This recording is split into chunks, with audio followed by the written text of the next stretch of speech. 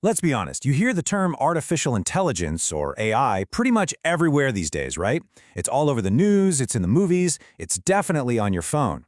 But what is it, really? Well, in this explainer, we're going to cut right through the hype and the sci-fi to get to what AI actually is and how it really works. And just so you know, all the information we're covering comes straight from Chapter 1 of the tutorial, Introduction to Artificial Intelligence by Virtualization Options LLC. Okay, with that out of the way, let's jump right in.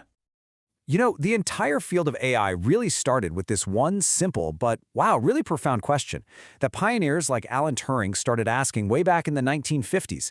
Can machines actually think? And you know what? That question is still driving the whole conversation today. So at its most basic level, AI is all about computer systems that can do things that, well, usually requires human brains. We're talking about stuff like understanding what you're saying, making a quick decision, or even just spotting your friends in a photo. Think of it as giving computers the ability to think and learn, but in a totally different way than we do. Now, I know when you hear AI, your mind probably jumps straight to those super smart, conscious robots from the movies.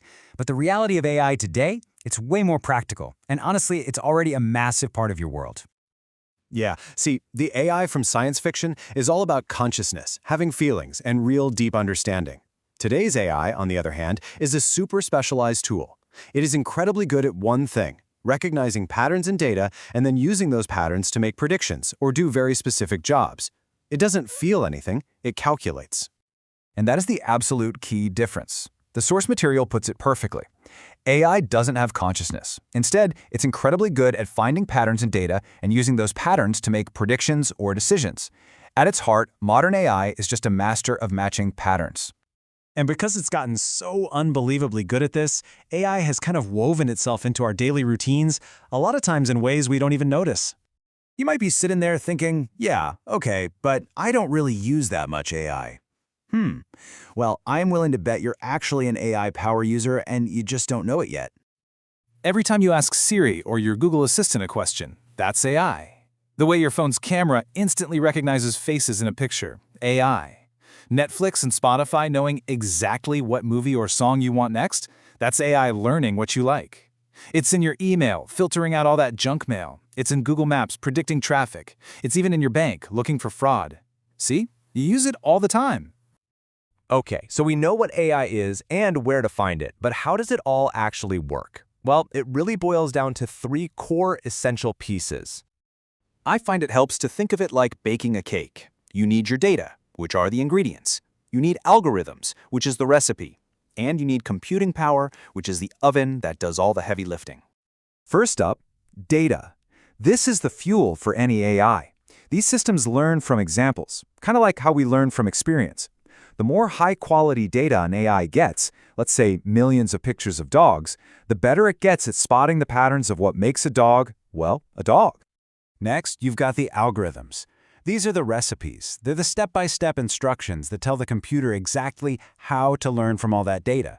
It's the set of rules that guides the AI to find those all-important patterns we keep talking about. And finally, the engine that runs it all: computing power. Modern AI needs a ridiculous amount of power to process all that data and run those complex algorithms.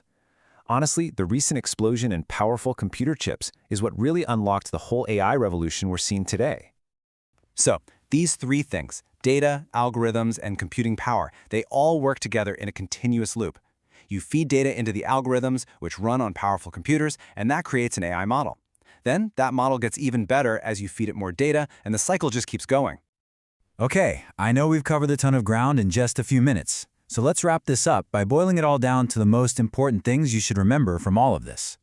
So if you forget everything else, just try to remember these four things. 1. AI is a powerful tool. It's not a conscious being from a movie. 2. You are already using it every single day. 3. It's all built from that core trio: data, algorithms, and computing power.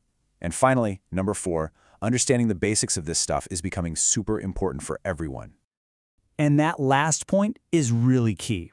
As the source material says, understanding its capabilities and limitations becomes increasingly important for everyone, not just technology experts.